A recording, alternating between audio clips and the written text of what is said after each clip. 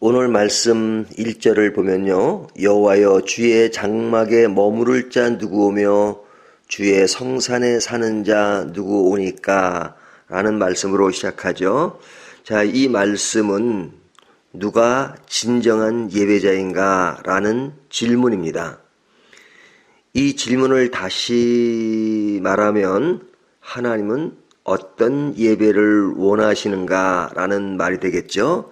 이 말씀을 전제로 2절부터 나머지 5절까지는 그 질문에 대한 답변입니다.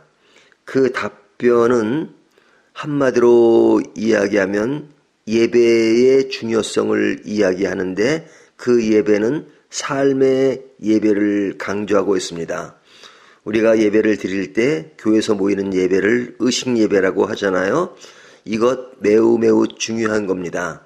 하지만 그 예배는 삶의 예배를 전제합니다. 삶은 엉망으로 살면서 그냥 교회에 왔을 때만 경건한 척하는 것은 그것은 진정한 예배라고 할 수 없겠죠. 그렇기 때문에 우리가 삶 속에서 하나님과의 관계, 사람과의 관계, 하나님 나라의 가치관 이런 것들이 잘 정리가 되어서 삶 속에서 하나님이 우리에게 원하시는 목적을 따라 사는 것이 가장 중요하죠. 그런 속에서 하나님을 더 깊이 묵상하고 찬양하고 노래하며 모이는 것이 의식 예배인데 그 의식 예배는 삶의 예배를 전제로 한다라는 것을 오늘 본문이 말씀해 주고 있습니다. 자, 그렇다면 삶의 예배가 무엇인가? 오늘 매일 성경을 보시면요. 5가지로 이야기를 하고 있는데요. 그것을 제가 거의 읽어드리는 수준으로 말씀을 드리겠습니다. 첫 번째는요. 2절을 보면 이렇게 말씀하고 있죠. 정직하게 행하며 공의를 실천하며 그의 마음에 진실을 말하며 그러죠. 자, 이것은 하나님의 성품을 닮은 성도의 개인적 성품으로 정직과 공의를 강조합니다. 이것은 모두 행하고 실천하는 것이죠. 그러니까 하나님의 성품을 담는 정직과 공의. 지금까지 이런 내용이 계속 나왔기 때문에 굳이 설명을 깊이 하진 않겠습니다. 둘째는요. 혀에 초점을 둡니다. 2절을 보면 그 마음에 진실을 말하며 그러죠.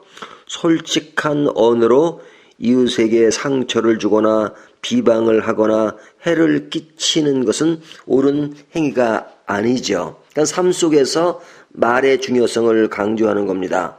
그 말의 중요성을 3절을 보면요. 그의 혀로 남을 허물하지 아니하고 그의 이웃에게 악을 행하지 아니하며 그의 이웃을 비방하지 아니하며. 삶의 예배라고 하는 것은 이웃과의 관계 속에서 이 언어 또 혀에 대한 중요성을 강조합니다. 말이 거칠고 말이 공격적이고 또 말이 자기중심적으로 자기 것은 옳다 그러고 남의 것은 다 낮은 것으로 또 나쁜 것으로 뒤집어 씌운다거나 또 평범한 말인데도 불구하고 상대방을 계속 공격하잖아요. 어떤 질문이 들어오면 바로 공격하는 그런 대화는 좋지 못합니다.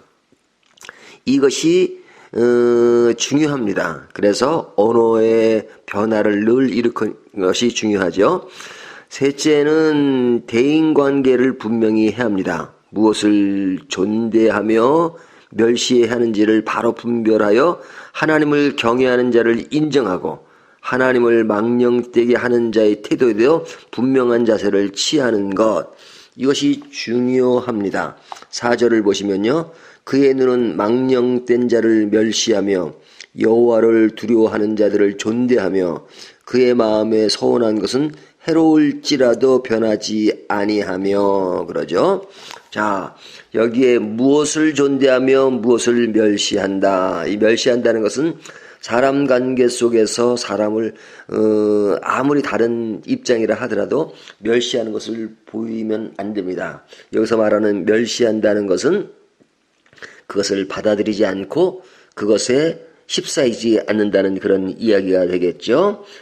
그 다음의 이야기는 마음에 서운한 것을 지킨다 하는 이야기죠. 그것이 여기 보면 해로울지라도 변하지 아니하며, 서운이라고 하는 것은 함부로 할 일이 아닙니다. 산상수훈에 보면 맹세하지 말라 이런 말씀을 하잖아요. 맹세하지 말라는 말씀은 인간이 그만큼 상황에 따라서 변할 수 있는 존재이기 때문에 함부로 뭘 한다라고 말하는 것은 위험합니다. 그러나 그렇게 했다면 지키려고 노력을 해야죠. 그리고 지키겠다는 확고한 자세를 갖는 것, 이것이 중요합니다. 여기 4절에 보면 그 말씀을 하는 거잖아요. 그의 눈은 망령 뗀 자를 멸시하며 쭉 나오다가 뒤에 마음에 서운한 것은 해로울지라도 변하지 아니하며, 이것은 하나님과의 관계뿐 아니라 인간에게 있어서도 서로가 약속을 했으면 그 약속을 분명히 지키려고 하는 것, 이것이 중요합니다. 내가 약속을 잘못해서 그것을 실행하기가 힘든 일이 있다 할지라도 지키려고 노력해야 되고, 만약 그것을 정 못 지킬 때에는 그것을 확실하게 상대방에게 미리 이야기를 하고, 그것으로 인해서 상대방이 마음이 상하거나 또 그의 일정이나 이런 것들에게 차질을 주지 않도록 미리미리 이야기를 하는 것이 중요하겠죠. 5번째는요. 돈에 매이지 말아야 합니다. 5절을 보면요. 이렇게 말씀하고 있죠. 이자를 받으려고 돈을 꾸어주지 아니하며 뇌물을 받고 무죄한 자를 해하지 아니하는 자이니 이런 일을 행하는 자는 영원히 흔들리지 아니하리이다. 여기 보면 돈을 꾸어주지 아니하며 이자를 받으려고 돈을 꾸어주지 않는다. 그러니까 돈을 꾸어주지 말라는 얘기가 아니라 이자를 받지 말라는 것에 초점을 두고 있는 것이죠. 우리가 아는 사람들 또 가까운 사람들에게 이자를 받고 그러지 말고, 어떤 공식적인 은행을 통해서 이자를 받는다는 어떤 그런 경제적 행위가 있지만, 그러나 우리가 개인적으로 이루어지는 일들에 대해서 상대방을 배려하고 또 어려운 사람 있으면 도와주고 하는 차원에서 경제관을 이끌어 가야지, 그냥 어떤 사람이든 그냥 이자를 받고 그 이익금만을 챙기려고 하는 것은 성도의 아름다운 모습이 아니다, 이렇게 말씀하고 있습니다. 우리가 뇌물까지는 아니더라도 아주 어려운 사람들의 물건을 살 때 물건값을 깎으려고 하지 말고, 또 어려운 사람 있으면 돈을 꾸어주는 입장보다는 그냥 나눠줄 수 있는 그런 자세가 더 중요하지 않는가라는 생각을 합니다. 지금까지 나열된 이야기들이 삶의 예배의 모습으로 오늘 본문이 이야기하고 있습니다.